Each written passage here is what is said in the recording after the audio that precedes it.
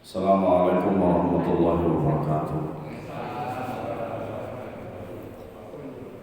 Innal hamdalillah nahmaduhu wa nasta'inuhu wa nastaghfiruh wa na'udzu billahi min shururi anfusina wa sayyiati a'malina. Man yahdihillahu fala mudilla lahu wa man yudlil fala hadiya lahu.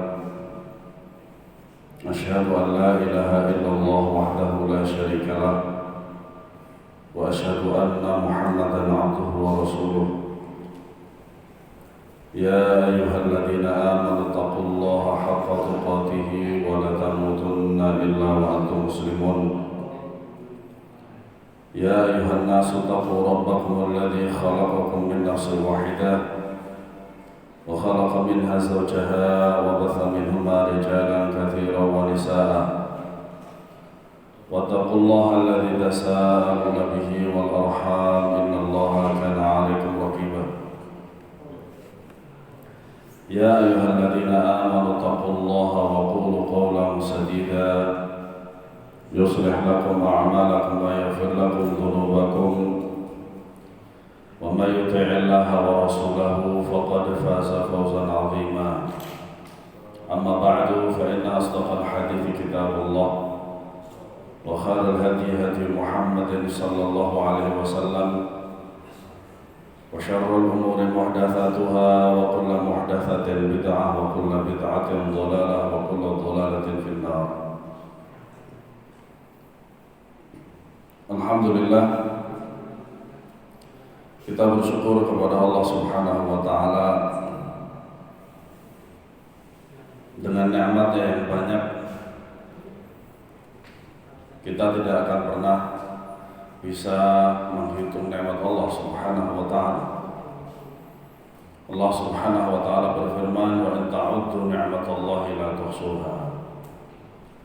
Dan apabila kalian menghitung nikmat Allah Subhanahu wa Ta'ala, kalian tidak akan mampu. Di antara nikmat itu adalah nikmat Islam, nikmat iman, nikmat sunnah, nikmat kesehatan dan lain sebagainya. Nikmat bisa hadir di majelis ilmu, nikmat bisa sholat berjamaah, itu merupakan nikmat semuanya. Nikmat kesehatan dan nikmat luang itulah kata Nabi SAW, ni'matani maghbunun fihi katsirun minan nas. Ada dua nikmat yang manusia lalai daripada keduanya. Yang pertama adalah as-sihhatu, kesehatan. Yang kedua adalah al-faragh, yaitu waktu luang. Kesehatan tidak akan pernah seorang melihatnya sesuatu yang berharga kecuali orang yang sakit. Waktu luang tidak akan pernah dilihat sebagai sesuatu yang berharga kecuali bagi orang yang sangat sibuk. Sekiranya manusia mempergunakan dua kesempatan ini, maka dia telah menggunakan nikmat Allah Subhanahu wa Ta'ala dengan sebenar-benarnya. Semoga Allah Subhanahu wa Ta'ala mengangkat wabah penyakit corona di Indonesia dengan secepatnya. Amin ya rabbal alamin. Dan kita doakan saudara-saudara kita kaum muslimin di Indonesia ini yang terkena corona, semoga Allah Subhanahu wa Ta'ala menyembuhkan mereka, menyehatkan mereka kembali dan bisa kembali ke masjid. Amin ya rabbal alamin. Ma'asyiral muslimin a'azanallahu wa yakum. Mengawali kajian saya ini, kita akan memurojaah lagi tentang yaitu 3 landasan utama bagi seorang muslim. Sebaik-baik belajar itu adalah belajar dan murojaah. Murojaah itu artinya adalah mengulang pelajaran yang sudah pernah diperoleh di dalam majelis ilmu atau di kelas. Sehingga dikatakan menghafal Al-Quran itu bisa kurang dari 8 bulan atau kurang dari setahun, karena memang Allah Subhanahu wa Ta'ala menjanjikan bahwasanya Al-Quran itu mudah dihafal. Oleh karenanya yang berat itu adalah memurajaah, yaitu mengulang-ulang pelajaran. Nah, di antara wasilah supaya ilmu itu bisa menancap di dalam hati dan menetap di dalam hati, yaitu selalu diulang-ulang. Syekh Abdul Aziz bin Baz rahimahullah, beliau menamatkan usul falafah sampai 60 kali. Al-Imam Al-Muzani rahimahullah menamatkan kitab Ar-Risalah Al-Imam Syafi'i sampai 50 kali. Ada riwayat sampai 50 pertemuan. Dan lain sebagainya. Banyak sekali para ulama. Cara menancapkan ilmu di dalam hati adalah dengan memurajaah, mengulang-ulang. Maka pada kesempatan kali ini kita akan mengulang lagi tentang usul falafah, 3 landasan utama yang dikarang oleh Syekh Muhammad At-Tamimi rahimahullahu ta'ala. Beliau mengatakan, فَإِذَا قِيلَ لَكَ مَا الْأُصُولُ الَّتِي يَجِبُ عَلَى الْإِنسَانِ مَعْرِفَتُهَا. Jika ditanyakan kepadamu apakah 3 hal pokok yang wajib bagi manusia untuk mengetahuinya. Nah, ternyata 3 pokok ini selalu hadir di tengah-tengah kita ketika kita beribadah kepada Allah, sholat, bersedekah, atau bahkan ketika kita sedang tidak melakukan sesuatu. Ya. Maka di sini 3 landasan inilah yang akan menjadi patokan utama bagi seorang muslim. Dan ini hukumnya wajib untuk diketahui. Dan bahkan 3 landasan ini adalah sebagai pengantar bagi seorang muslim apabila nanti dia di kuburan, di dalam kuburan. Apakah dia bisa menjawab siapa Rabbmu, siapa Tuhanmu, siapa nabimu, dan apa kitabmu, dan apa agamamu?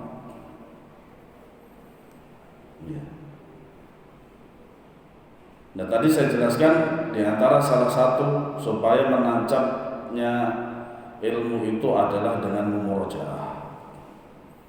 Maka kita pelajari lagi tentang hal ini supaya apa? Supaya menancap dalam hati dan betul-betul kita bisa menjawab pertanyaan di kuburan tersebut. 3 pertanyaan ketika kita di kuburan. Faqul, maka terjawablah, ma'rifatul 'abdi rabbahu wa dinahu wa nabiyahu sallallahu alaihi wasallam, yaitu pengetahuan hamba terhadap Rabbnya, yaitu Allah Subhanahu wa ta'ala. Kemudian terhadap agamanya, yaitu Islam. Kemudian nabinya, yaitu Muhammad sallallahu alaihi wasallam. Inilah 3 landasan utama. Sederhana, akan tetapi dia itu sangat kita butuhkan nanti ketika kita di kuburan. Kita mempelajari ilmu-ilmunya, kita mempelajari apa saja yang membuat kita bisa menjawab 3 pertanyaan ini di kuburan. Nah, kemudian apa itu al-usul? Kita menjelaskan tentang usul, makanya ada usul fikih, usul tafsir, usul akidah, usul hadis, dan seterusnya. Maksudnya adalah bentuk plural dari al-aslu, yaitu pondasi atau landasan. di mana yang lain dibangun di atasnya. Hal ini sama dengan pondasi tembok atau bangunan. Makanya masjid kita ini sebelum menjadi seperti yang apa kita lihat itu harus dipondasi dulu. Dan pondasinya harus yang kuat. Terlebih lagi jikalau ya, sebuah bangunan itu akan dibangun 3 sampai sekian puluh lantai, maka pondasinya harus kuat. Sama seperti kita ketika kita beragama itu, maka haruslah kita bangun pondasi yang sangat kuat, akidah yang sangat kuat. Allah Subhanahu wa taala berfirman, "Alam tara kaifa daraballahu mathalan kalimatan thayyibatan ka syajaratin thayyibah asluha thabitun wa far'uha fis sama." Tidakkah kamu perhatikan bagaimana Allah telah membuat perumpamaan kalimat yang baik seperti pohon yang baik, akarnya teguh dan cabangnya menjulang ke langit. Makanya kenapa pohon itu ketika dia ada angin yang begitu besar dan dia tidak tumbang, dikarenakan pondasinya yang kuat. Kemudian penjelasan tentang 3 landasan utama tadi yang dikatakan oleh Syekh Muhammad, yaitu ma'rifatul 'abdi rabbahu wa dinahu wa nabiyahu sallallahu alaihi wasallam. Mengenal Allah. Nah, mengenal Allah di sini mengenal tentang bagaimana Allah itu. Ya. Bukan berbicara masalah zat. Kenapa demikian? Karena zat Allah Subhanahu wa taala akan dilihat di surga. Wa ila rabbiha nadhirah. Nah, tentang Allah Subhanahu wa taala itu telah Allah jelaskan di mana? Di dalam Al-Qur'an. Allah telah menjelaskan tentang dirinya di dalam Al-Qur'an. Allahu la ilaha illa huwal hayyul qayyum dan seterusnya. La ilaha illallah dan seterusnya. Kemudian Allah Subhanahu wa taala memiliki nama-nama dan sifat-sifatnya. Kemudian ada sifat af'al Allah, perbuatan Allah Subhanahu wa taala, semuanya telah Allah Subhanahu wa taala jelaskan di dalam Al-Qur'an. Jika kita ingin mengenal Allah Subhanahu wa taala lebih, maka bacalah Al-Qur'an. Makanya Al-Qur'an itu adalah kalamullah. Firman Allah Subhanahu wa taala, al-munazzalu ala Muhammadin sallallahu alaihi wasallam, yang Allah turunkan kepada siapa? Muhammad sallallahu alaihi wasallam. Kemudian selain daripada Allah Subhanahu wa taala menjelaskan di dalam Al-Qur'an, Rasulullah sallallahu alaihi wasallam juga menjelaskan di dalam hadis. Di dalam hadis-hadis yang sahih tentang Allah Subhanahu wa taala. Nah, jika antum punya Sahih Bukhari, Sahih Muslim, biasanya terdapat di dalam Kitabul Iman, Kitab Tauhid, Kitab Tauhid, Kitab Iman. Nah, disitulah Rasulullah sallallahu alaihi wasallam menjelaskan kepada kita tentang Allah Subhanahu wa taala. Jadi tentang Allah Subhanahu wa taala telah Allah jelaskan dari Allah sendiri yang menjelaskan tentang dirinya, kemudian dijelaskan oleh Nabi sallallahu alaihi wasallam dalam hadis-hadis yang sahih. Nah, mengenal Allah Subhanahu wa taala berarti mengenal keesaan Allah Subhanahu wa taala, mengenal nama dan sifatnya. Nah, inilah merupakan pokok utama dalam landasan 3 itu, yaitu mengenal Allah Subhanahu wa taala. Kenapa demikian? Karena kita wajib mengenal Allah sehingga kita bisa menyembah Allah di atas basirah dan keyakinan. Jadi ilmu dulu tentang Allah, barulah ibadah itu di atas ilmu. Sebagaimana ya Al-Imam Al-Bukhari rahimahullah ta'ala membuat sebuah bab di dalam kitab beliau, yaitu al-ilmu qabla al-qawli wal amal. Ilmu sebelum berbuat dan berkata. Makanya ketika seorang itu berkata tentang Allah Subhanahu wa ta'ala, maka harus dia ilmu dulu. Apa yang akan dia sampaikan kepada kaum muslimin tentang Allah Subhanahu wa ta'ala, maka haruslah berdasarkan ilmu, yaitu qala Allah qala Rasul sallallahu alaihi wasallam. Ya. Maka jikalau dia itu berbicara tentang Allah Subhanahu wa ta'ala dengan dalil-dalil yang ada di dalam Al-Qur'an, dengan pemahaman para sahabat, maka dia telah berbuat yang baik. Dan dia telah menunaikan amanah. Apabila dia menjelaskan kepada kaum muslimin tentang Allah Subhanahu wa ta'ala tanpa dasar ilmu atau dalil, maka dia sama saja berbohong kepada Allah dan Rasulnya Shallallahu Alaihi Wasallam. Kemudian yang kedua adalah mengenal dinul Islam, yaitu beribadah kepada Allah lewat syariat Islam dengan menjalankan setiap perintah dan menjauhi setiap larangan.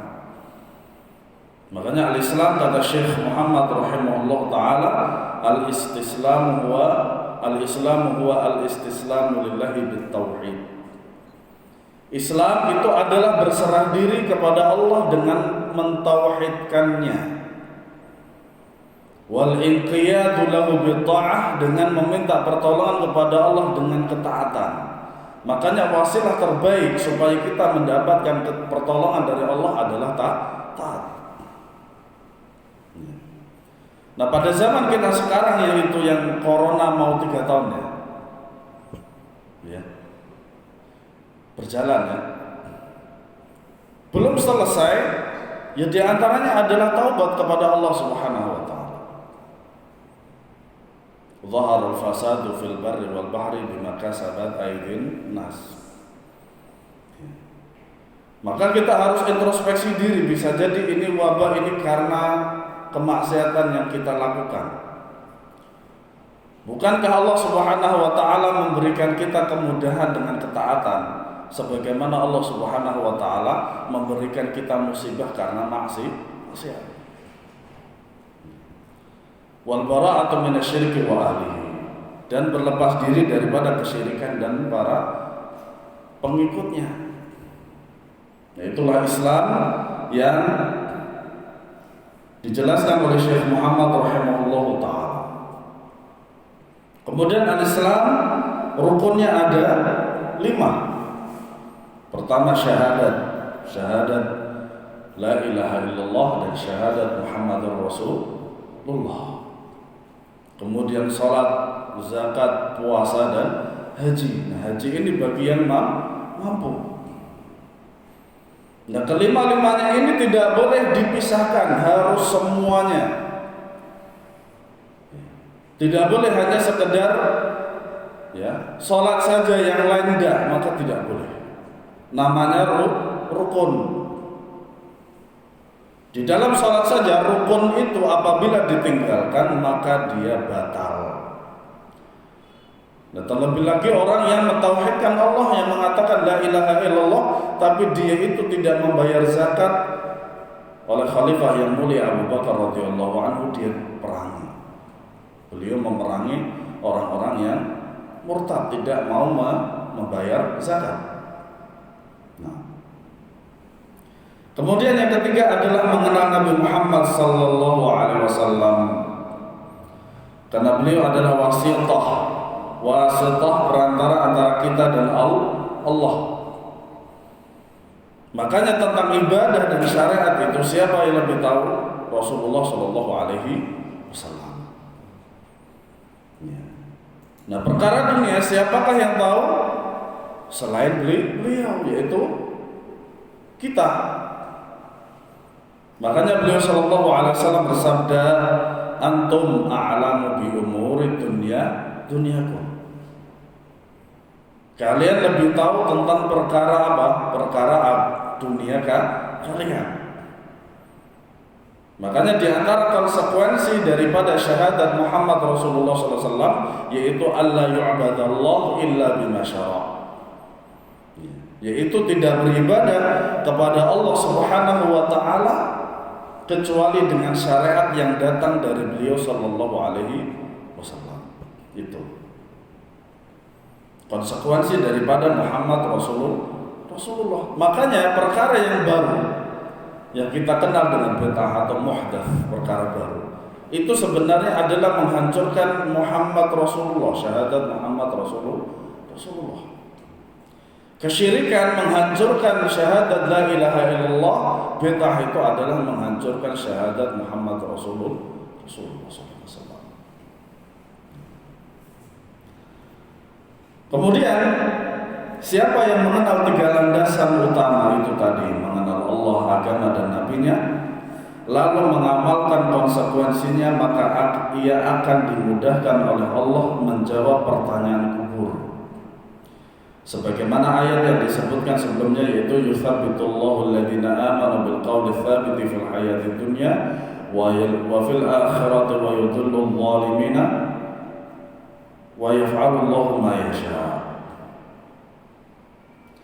Allah meneguhkan iman orang-orang yang beriman dengan ucapan teguh itu, yaitu la ilaha illallah. Itu dalam kehidupan dunia dan di akhirat. Artinya apa? Dia betul-betul mengenal yang namanya kalimat la ilaha illallah secara terperinci dan juga mengamalkan. Tidak hanya sekedar perkataan dia la ilaha illallah, tapi tidak tahu apa saja yang membuat kalimat la ilaha illallah ini menjadi teguh di dalam hatinya, kokoh, sehingga dia tidak tahu bagaimana cara menjawab siapa Rabbmu, siapa nabimu, dan apa agama. Dan Allah menyesatkan wa yudhillullahu adh-dhalimin wa yaf'alu Allahu ma yasha. Dan Allah menyesatkan orang-orang yang zalim, yang zalim, dan memperbuat apa yang Dia kehendaki. Menurut salah satu penafsiran ayat di atas, Allah meneguhkan orang beriman di dunia selama ia hidup dan di akhirat ketika dia ditanya di kubur. Pernah saya jelaskan di majelis kita ini bahwasanya selama kita masih di dunia ini, kita bisa berubah-ubah keadaan kita. Ya.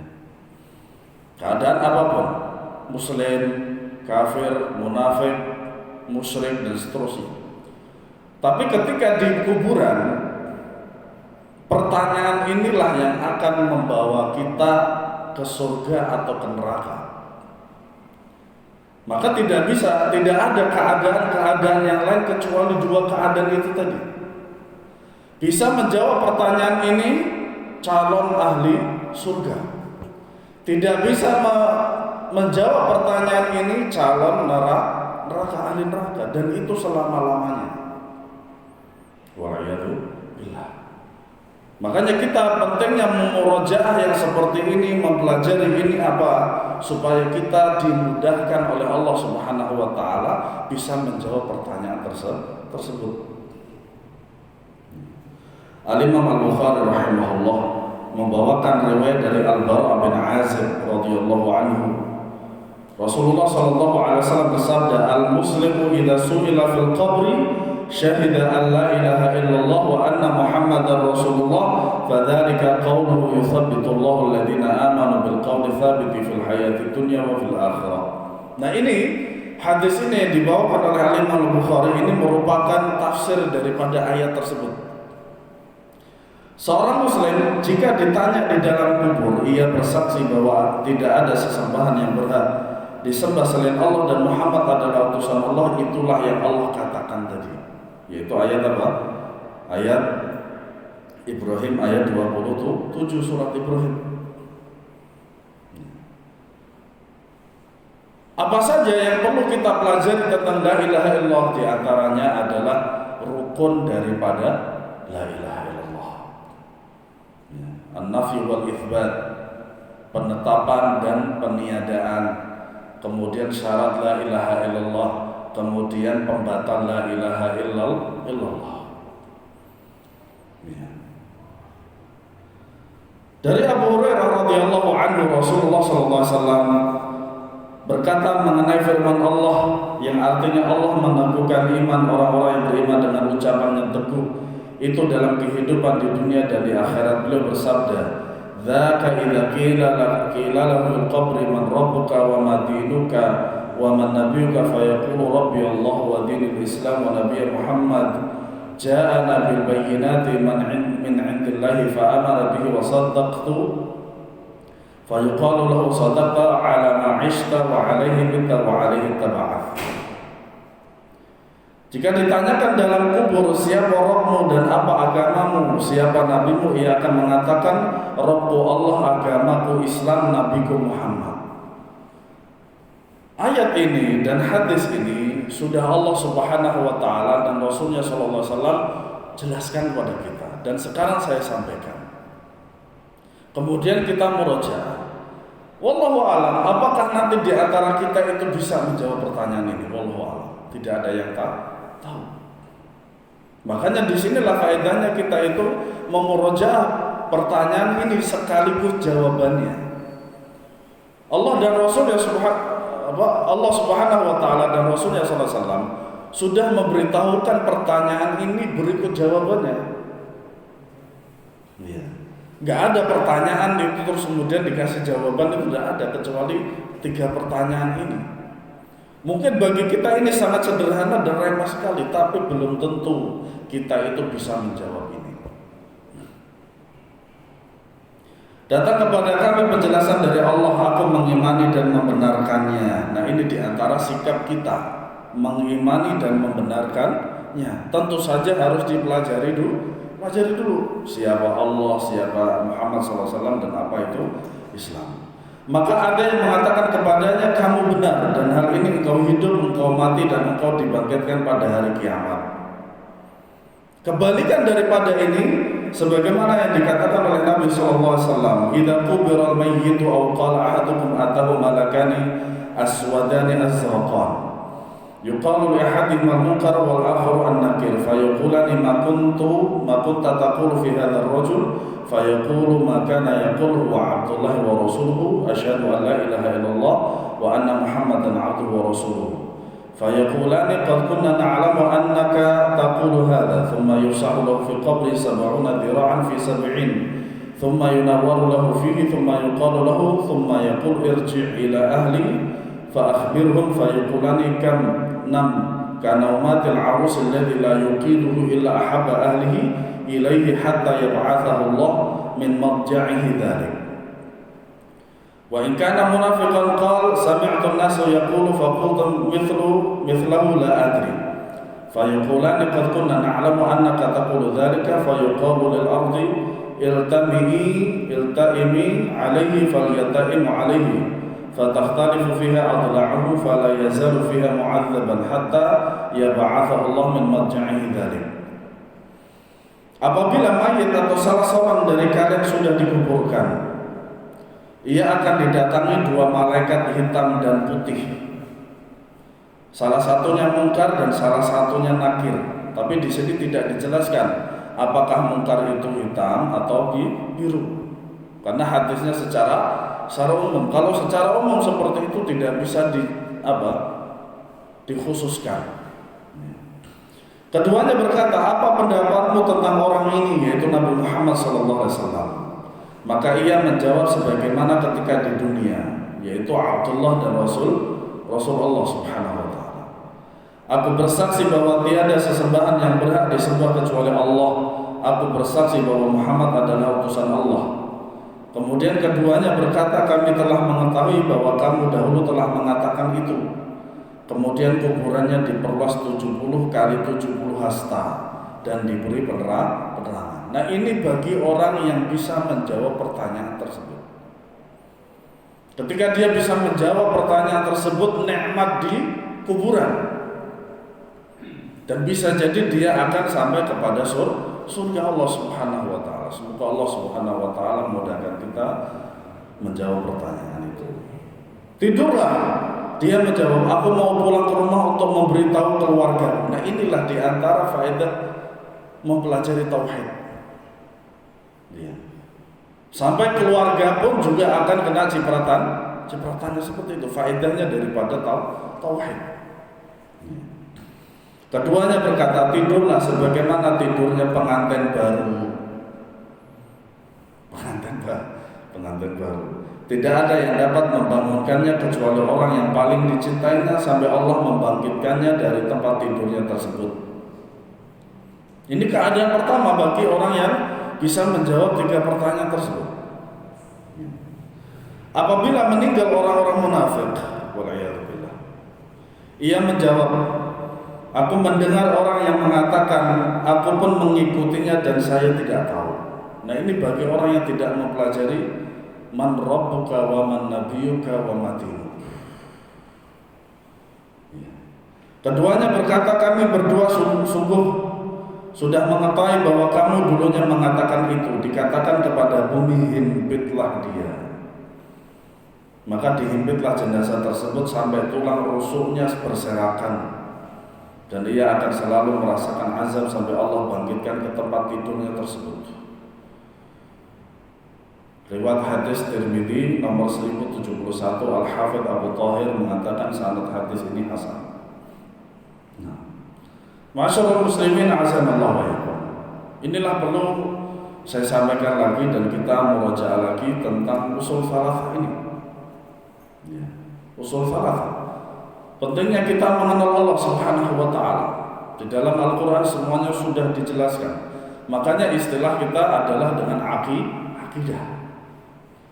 Dan usul falafah ini adalah kitab yang paling tepat untuk kita mempelajari Allah Subhanahu wa taala. Dan kitab-kitab akidah yang lain. Sehingga kita betul-betul merasakan sebagai hamba Allah Subhanahu wa taala. Kita mengenal Allah Subhanahu wa taala di atas ilmu. Kita mengenal Allah dengan tauhid. Kita mengenal Muhammad sallallahu alaihi wasallam dengan dalil-dalil. Dan kita mengenal Islam juga dengan dalil, ma'rifatul Islam bil adillah. Mengenal Islam itu dengan dalilnya.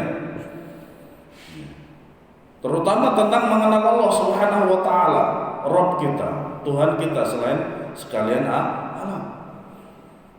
Tidak ada Tuhan yang berhak disembah kecuali Allah Subhanahu wa ta'ala. Nah, itulah makna yang sahih daripada la ilaha illallah. Oleh karenanya Syekh Muhammad bin Abdul Wahab rahimahullah ta'ala memberikan definisi tentang takwa. Di antaranya adalah wa a'dhamu ma amarallahu bihi at-tauhid. Dan perintah Allah yang paling agung adalah tauhid. Wa huwa ifradullahi bil ibadah, yaitu memurnikan ibadah hanya untuk Allah semata-mata. Ibadah itu merupakan sifat kekhususan Allah. Tidak ada para nabi dan rasul, bahkan Nabi SAW saja, beliau tidak memberikan syariat ibadah itu ditujukan kepada beliau. Ibadah itu semuanya adalah apa yang ditujukan untuk Allah Subhanahu wa ta'ala. Makanya di antara penghalang-penghalang daripada ibadah itu seperti riya, seperti sum'ah, itu semuanya adalah perkara buruk dan akhlak yang buruk terhadap Allah Subhanahu wa ta'ala. Bahkan Nabi SAW menamainya dengan asyirkul asghar, riya ini, yaitu syirik kecil. Nah, ini perbuatan buruk terhadap Allah Subhanahu wa ta'ala. Nah, itulah gunanya kita itu selalu memurojaah dan selalu mengulang-ulang mempelajari tauhid, akidah, supaya kita betul-betul mengenal Allah Subhanahu wa ta'ala. Supaya kita betul-betul dalam ibadah itu hanya untuk Allah Subhanahu wa wa ta'ala. Makanya wa a'dhamu ma amara Allah bihi at-tauhid. Dan perintah Allah yang paling agung adalah tauhid, memurnikan Allah Subhanahu wa ta'ala dalam ibadahnya. Kemudian wa a'dhamu ma naha anhu asy-syirku. Dan larangan Allah Subhanahu wa ta'ala paling besar adalah kesyirikan. Ya, makanya saya melihat sebuah tayangan di televisi itu beberapa hari yang lalu, ya, di televisi swasta tentang ruqyah, dan disitulah saya menangis kenapa? Karena alhamdulillah Allah Subhanahu wa ta'ala menyelamatkan saya dari dosa syirik, ya, dosa syirik, dengan menjadikan benda-benda, ya, yang katanya itu adalah benda-benda pusaka, ternyata apa? Menjadikan sengsara. Sebagaimana beberapa minggu yang lalu, 2 minggu yang lalu kalau tidak salah, saya ditanya tentang ada seorang dia punya pembantu, dan pembantunya itu dikasih dari kakaknya atau siapa itu berupa akik. Ya, akik. Katanya ini untuk mempermudah hidupmu, katanya sih. Nah, adiknya ini yang diberi akik itu sebenarnya gak mau dan sempat menolak, tapi karena dipaksa. Suatu hari akik itu sudah dibuang jauh. Ternyata kembali lagi di kamarnya dia. Kamarnya dia. Nah, ini aja sudah menyusahkan, gimana mau memudahkan? Di dunia aja susah, apalagi di akhirat. Gitu. Akhirnya tanya saya bagaimana cara merukanya, kemudian saya beri dia sebuah artikel untuk dibaca, dan kemudian juga penjelasan sebagian para masyayikh yang telah dijelaskan dengan diterjemahkan dengan bahasa Indonesia. Nah, disitulah saya menangis, masya Allah. Alhamdulillah Allah menyelamatkan saya dari kesyirikan. Bagaimana mungkin benda itu disebut sebagai benda pusaka apabila dia dibuat sendiri dan diyakini dia itu memberikan sesuatu yang manfaat? Apalagi keris-keris pada zaman dahulu itu ada khodamnya, ada jinnya dan lain sebagainya, sehingga harus dihancurkan dengan cara dibakar. Nah, benda-benda yang seperti itu tidak akan memberikan faedah sama sekali. Buktikan saja, kalau mau buktikan saja, tapi jangan buktikan. Saya di sini bukan menantang, enggak, supaya antum tahu kalau benda-benda seperti itu tidak memberikan manfaat. Lebih baik kita membaca Al-Quran, baca hadis, mempelajari Al-Quran, mempelajari tentang Allah Subhanahu wa ta'ala, ya. Hidup kita bahagia walaupun miskin. Karena apa? Sebenarnya kebahagiaan itu bukan ada yang pada kita berupa uang dan lain sebagainya. Ya. Banyak orang-orang yang istilah kita sekarang itu crazy rich. Ya, mungkin antum sering mendengar itu, ya, istilah itu crazy rich. Nyatanya keagamaan mereka itu ya seperti itu. Jauh dengan Allah Subhanahu wa ta'ala.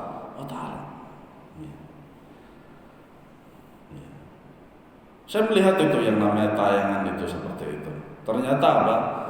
Di rumahnya ada masjid, bahkan dibentuk seperti Masjid Nabawi, gitu. Tapi perempuan yang berada di situ nggak ada yang berkerudung, nggak ada yang berjilbab. Dia mampu beli rumah miliaran, kendaraan miliaran, tapi tidak mampu membeli kain untuk menutup aurat istrinya, anak perempuannya dan lain sebagainya. Apa antum gak khawatir yang semacam ini para jamaah rahimakumullah? Wallahu a'lam bissawab. Semoga bermanfaat. Sallallahu ala nabiyina Muhammad wa ala alihi wasallam. Assalamualaikum warahmatullahi wabarakatuh.